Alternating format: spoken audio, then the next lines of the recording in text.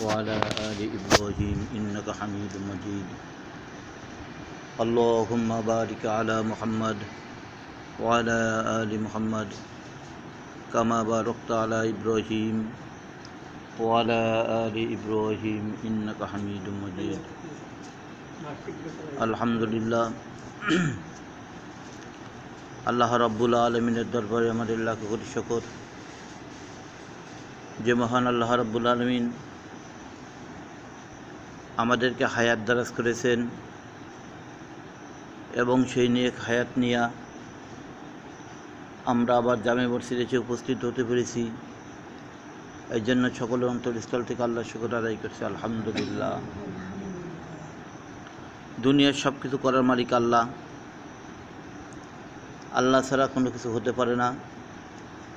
যেরকম কালিমার ভিতরে আছে লা ইলাহা ইল্লাল্লাহু মুহাম্মাদুর রাসূলুল্লাহ সাল্লাল্লাহু আলাইহি সাল্লাম, আল্লাহ ছাড়া কোনো মাবুদ নাই। হযরত মুহাম্মদ সাল্লাল্লাহু আলাইহি সাল্লাম আল্লাহ তাআলার প্রেরিত রাসূল।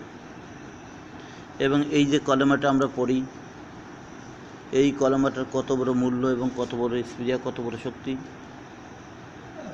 যদি কোনো ব্যক্তি মৃত্যুমুখী কালে লা ইলাহা ইল্লাল্লাহ ইযা মুতু ফাদাকাল্লাহুল জান্নাহ, যে ব্যক্তি লা ইলাহা ইল্লাল্লাহ মুহাম্মাদুর রাসূলুল্লাহ সাল্লাল্লাহু আলাইহি সাল্লাম পড়তে পারলো, মৃত্যু মুখে যখন পড়েছে ফাদাকাল্লাহুল জান্নাহ, সে ব্যক্তি জান্নাতে যাবে। অন্যত্র রাসূলুল্লাহ সাল্লাল্লাহু আলাইহি সাল্লাম বলেছেন, মান ক্বালা লা ইলাহা ইল্লাল্লাহ ফাদাকাল্লাহুল জান্নাহ, যে ব্যক্তি লা ইলাহা ইল্লাল্লাহ বলবে সে ব্যক্তি জান্নাতে যাবে। তো আমাদের জান্নাতে যাওয়ার জন্য কলেমাই যথেষ্ট। এবং কলেমাটা এমন একটা বিষয়, এমন একটা বস্তু, যেই কলেমার ভিতরে সারা পৃথিবীর সব কিছু কলেমার ভিতরে লিপ্ত রয়েছে। এই কলেমা শব্দের অর্থ একটি কোরআন, এই কলেমা শব্দের অর্থ একটি হাদিস, এই কলেমা শব্দের অর্থ হচ্ছে নামাজ, এই কলেমা শব্দের অর্থ হচ্ছে হালাল, এই কলেমা শব্দের অর্থ হচ্ছে হারাম। এই জন্য কালেমা ছাড়া আমাদের কোনো কিছু নেই, কলেমা ছাড়া আমাদের কোনো চলারও কোনো কৌশল নেই, কায়দা নেই, কিছু নেই। এই কলেমার পরেই আমাদের প্রত্যেকের পরিপূর্ণভাবে অটলভাবে আমল করার প্রয়োজন এবং এই কালেমাকে আমাদের ভিতরে ফিট করার দরকার। এখন কালেমা আমরা কেমনে ফিট করতে পারি, কালেমা আমাদের ভিতরে কেমনে আসতে পারে? জনাবে মুহাম্মদুর রাসূলুল্লাহ সাল্লাল্লাহু আলাইহি সাল্লামকে আল্লাহ রাব্বুল আলামিন বুঝাই দিলেন। এই কথাই বলে দিচ্ছেন যে ফাহাল্লা হালালাহু হারামা হারামাহু আদখালাহুল্লাহুল জান্নাহ, যারা দুনিয়ার বুকে হারামকে হারাম মনে করবে, হালালকে হালাল মনে করবে, আল্লাহ রাব্বুল আলামিন সে ব্যক্তিকে কী করবেন?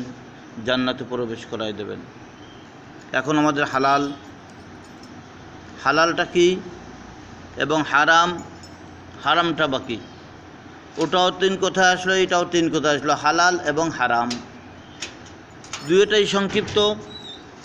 হালাল যেটা, তার ভিতরে আমাদের নেকি নিহিত রয়েছে, আর যেটা হারাম, এই হারামের ভিতরে আমাদের বদ্দিনী খারাপ জিনিসগুলো নিহিত রয়েছে। এই জন্য আমরা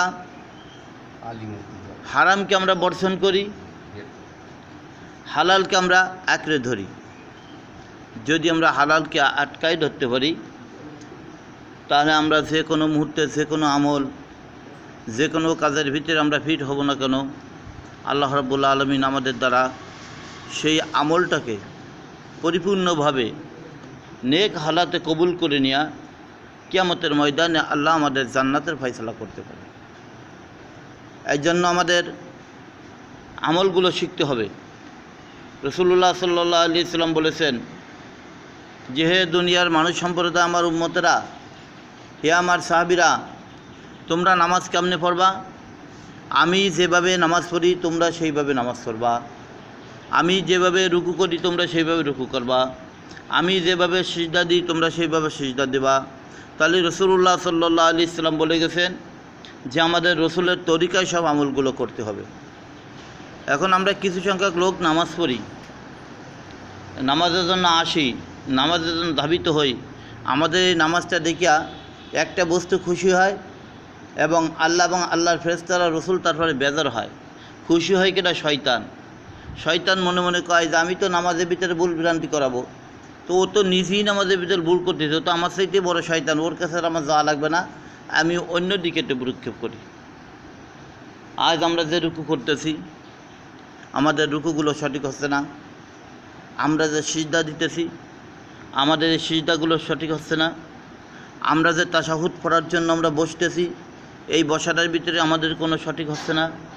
আবারও আমরা যখন দুই সিজদার মাঝখানে বসি, তখন আমাদের বসা হচ্ছে না।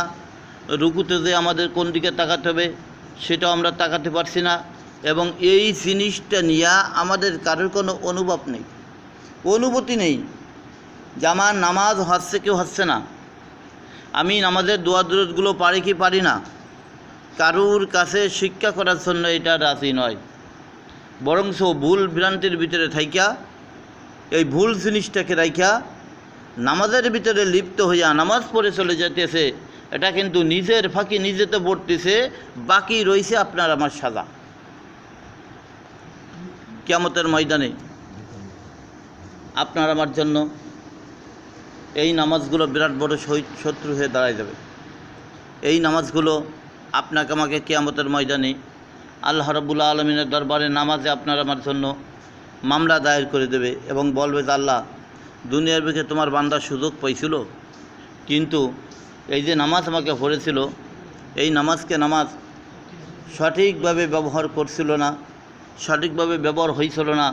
এই জন্য আল্লাহ, তোমার কাছে আমি আজকে মামলা দায়ের করে দিলাম, তুমি আমার কি করো, এই নামাজের ফয়সালা তুমি আমাকে বুঝিয়ে দাও। তখন নামাজওয়ালাদেরকে ডাকা হবে। নামাজওয়ালাকে ডেকে বলবে যে কি, তুমি কি নামাজ পড়ছিলা? বলে হ্যাঁ নামাজ পড়ছিলাম। তোমার নামাজ কি কবুল হয়েছে?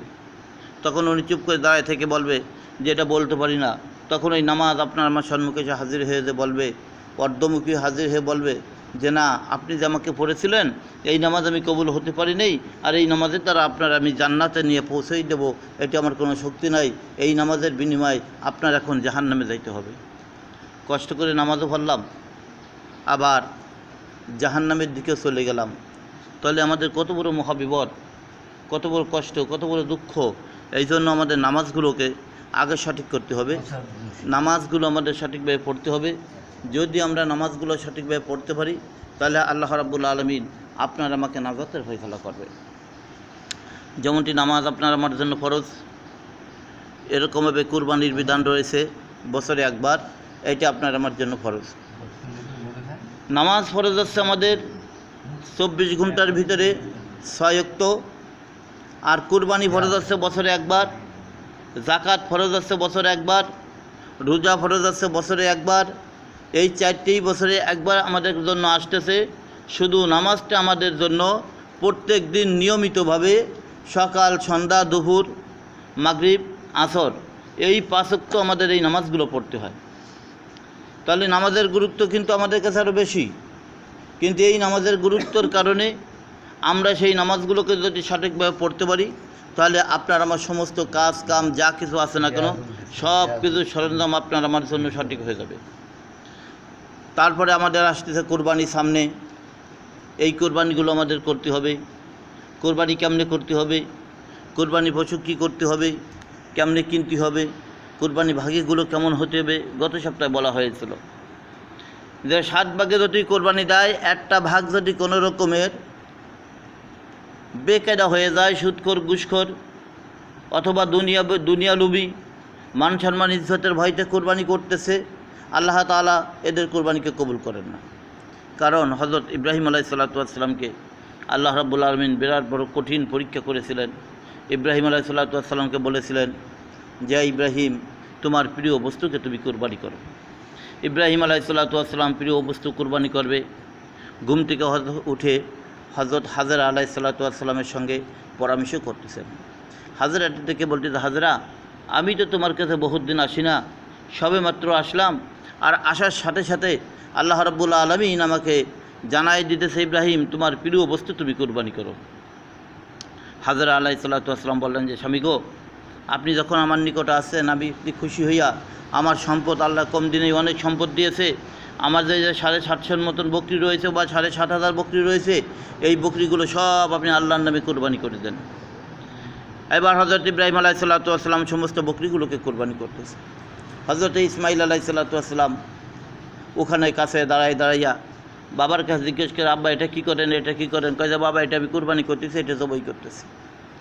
সব কিছু জবাইকে বন্টন করে দিয়ে যখন সন্ধ্যা হয়ে গেছে, সন্ধ্যাকালে সব কিছুকে তাকসিম করে ভাগ করে সব কিছু বন্টন করে দিয়া আবার যখন ঘরে আসছে, রাতের বেলা আবার যখন নিরিবিলি ঘুমাই গেছে, ঘুমের করে আবার বলতেছেন, হয় ইব্রাহিম তোমার প্রিয় বস্তু তুমি কোরবানি করো।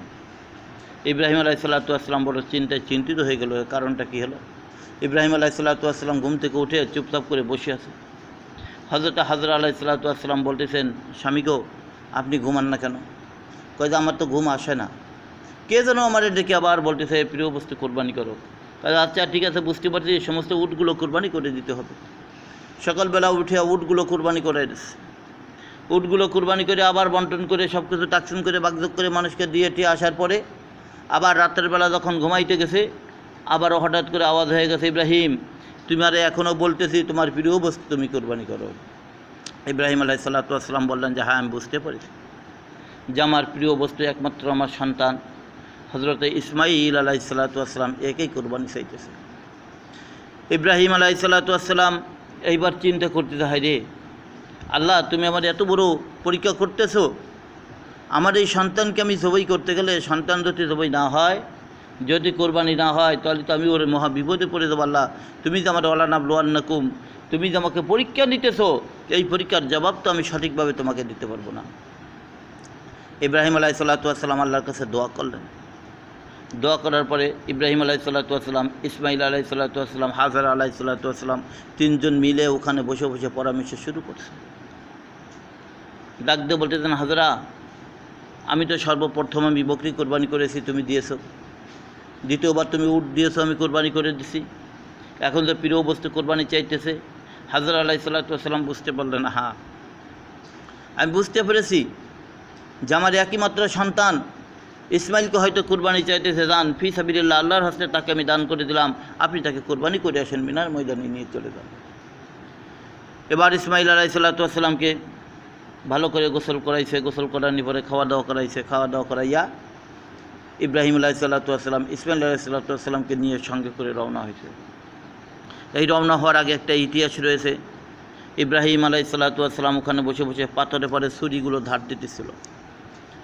ছুরিটা যখন ধার দিতেছিল, ইসমাইল আলাইহিসসালাম পাশে বসে বসে বারবার জিজ্ঞেস করছে, আব্বা এটা কী করবেন, এটা দাঁড়ান কেন, আজকে আবারও কি কোরবানি করবেন না কি করবেন? হ্যাঁ বাবা কোরবানি এসে কোরবানি করবে। ইসমাইল তো নাবালেগ, সে তো বোঝে না। এবার আল্লাহ রাব্বুল আলামিন তার ভিতরে বুঝ শক্তি দান করে দিতেছে।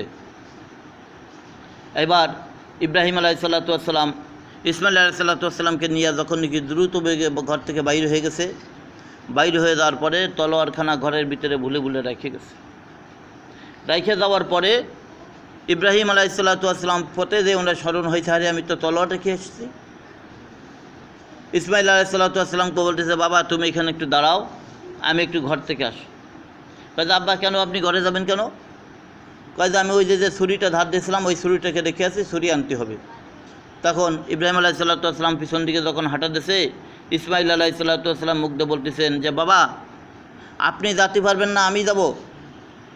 কারণ কিয়ামতের ময়দানে যদি আল্লাহ আমার কাছে জিজ্ঞেস করে, ইসমাইল তুমি দাঁড়াইয়াছিলে আর তোমার বাবা হেঁটে হেঁটে তলোয়ারখানা আনার জন্য গেছিলো, এটার জবাব তুমি দিয়ে দাও।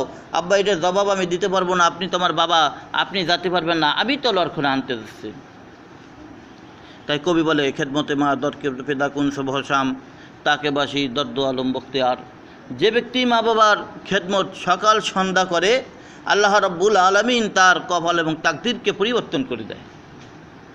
এবার হযরত ইসমাইল আলাইহিসসালাম যাচ্ছে, যাওয়ার সময় পিছনের থেকে শয়তানে ডেকে ডেকে বলছে, ইসমাইল তুই যে তলোয়ার আনতে যাচ্ছিস জানিস এই তলোয়ার দিয়ে কী করবে? কয়ে কী করবে? কয়ে এই তলোয়ার দিয়ে তোরা সবই করবে। শয়তান কয়ে কেন আমার সবই করবে কেন? কয়ে তোর আব্বা যখন বকরি জবাই দিয়েছে কোরবানি হয়নি, উট কোরবানি দিয়েছে তা তো হয়নি, এখন তোমাকে কোরবানি করলে এটা কবুল হয়ে যাবে। শয়তানকে ইসমাইল আলাইহিসসালাম জবাব দিচ্ছে, আরে তুই তো মনে হয় সেই শয়তান, আব্বা বলেছিল যে তোমার কুমন্ত্রণার শিক্ষা দেবে, তোমার পিছনে পিছনে ঘুরবে, ওর কথা তুমি শুনবা না, ওর কথা মানবা না, তাহলে তো তুমি সেই শয়তান। এইবার ওনাকে শয়তান বলে আখ্যায়িত করে ইসমাইল আলাইহিসসালাম চলে যাচ্ছে। চলে যাওয়ার পরে ঘরের ভিতরে যেয়ে দেখে যে ওনার মা হাজেরা কান্নাকাটি করতেছে। হাজেরা আলাইহিসসালামকে ডাক দিয়েছেন, মা। তখন বলছে, বাবা কি? কাজে মা, আব্বা যে ওই যে তলোয়ারখানা রেখে গেছে, ওই তলোয়ারখানা দেন। আর আপনি কাঁদেন কেন? কাজে বাবা এমনি আমি কাঁদতেছি। কাজে না মা, তুমি কেন কাঁদো বলো, আমার একটু বুঝাই দিতে হবে। আমি আসতে সময় পথের থেকে আমার একজনকে ডেকে বলতেছে যে ইসমাইল তোমাকে নিয়ে যাচ্ছে, তোমার কিন্তু কুরবানি করে দেবে, সাবধান, তুমি কুরবানি হইও না। মা, তোমার কি এরকম কোনো ধোকা দিচ্ছে? তুমি কারোর কোনো ধোকা মেলো না মা। আল্লাহর পরে তুমি নিয়ত করে থাকো, ইন্নাল্লাহা মা সাবিরিন। আল্লাহ বলেছে যে ধৈর্য ধরে, আর সাবিরিন আউহাল জান্নাত, যে ব্যক্তি ধৈর্য ধরে তার জান্নাত হয়, তার কপালে শান্তি আছে, সুখ আছে। মা, আপনি এখানে বসে বসে তসবিহ করেন এবং সুখে শান্তিতে থাকেন। এবার ইসমাইল আলাইহিসসালাম বাবার কাছে চলে গেছে। ইব্রাহিম আলাইহিসসালাম ওখানে বসে দোয়া করতেছে, আল্লাহ হয়তো আমার ছেলে ইসমাইলকে হয়তো কোনো রকম টোকা দিতে পারে, তুমি এর থেকে হেফাজত করো। এবার ইব্রাহিম আলাইহিসসালামের কাছে যখন গেছে, ইব্রাহিম আলাইহিসসালাম আলহামদুলিল্লাহ শুকর আদায় করে নিয়ে বাবাকে নিয়ে ছেলেকে নিয়ে চলছে। হাঁটতে হাঁটতে মিনার ময়দানে চলে গেছে। মিনার ময়দানে যে বলতেছে, বাবা ইসমাইল আসো, তোমার সাথে এখন আমি কথা বলি। কি বাবা? আল্লাহ রাব্বুল আলামিন তোমার কুরবানিকে আল্লাহ পছন্দ করেছে, তোমাকে এই মিনার ময়দানে আমি কুরবানি করার জন্য নিয়েছি আল্লাহর হস্তে। বাবা তোমার কী মত? ইসমাইল আলাইহিসসালাম বললেন যে আলহামদুলিল্লাহ আব্বা, আমার মতন ইসমাইলকে যদি কবুল করে নিয়া দিন যাতে দুনিয়ার বুকে দিন এবং দুনিয়ার বুকে যাতে ইসলাম জীবিত থাকে, আমি ইসমাইল একা কেন, এরকম শত শত ইসমাইল এতে কোরবানি হয়ে যাবে, এতে কোনো দ্বিধা নেই। এবার ইব্রাহিম আলাইহিসসালাম বলে খুশি হন। খুশি হয়ে যাওয়ার পরে ইসমাইল আলাইহিসসালাম বলতেছেন, বাবা আমার যখন জবাই করবেন, আমার গতরে তো রক্তমক্ত মাখাই যাবে, তো আমার জামাটা আপনি খুলে নেন। জামাটা খুলে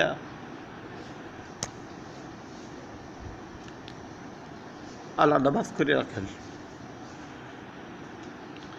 ইব্রাহিম আলাইহিসসালাম বললেন যে বাবা কেন? কয় যে বাবা এই জামাটা নিয়ে আমার মার কাছে দেবেন।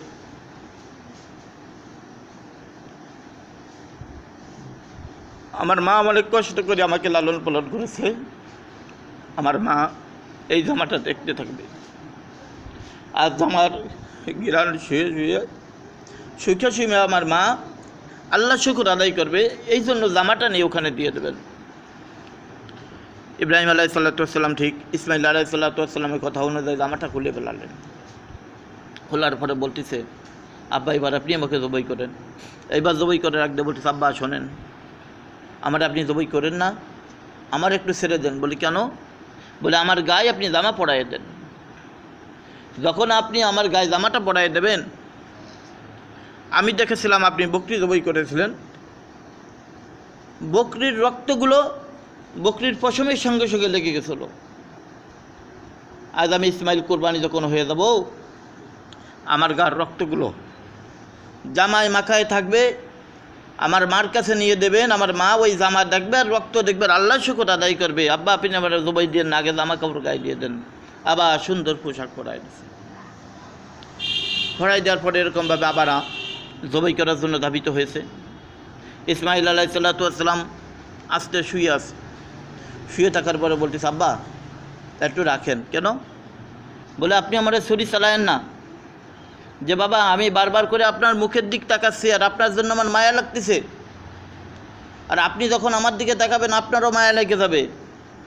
আপনারও চক্ষু আপনি ভালো করে আটকাই নেন, বাঁধে নেন, আমার চক্ষু ভালো করে বেঁধে দেন, তারপরে আপনি আমাকে কোরবানি দেন।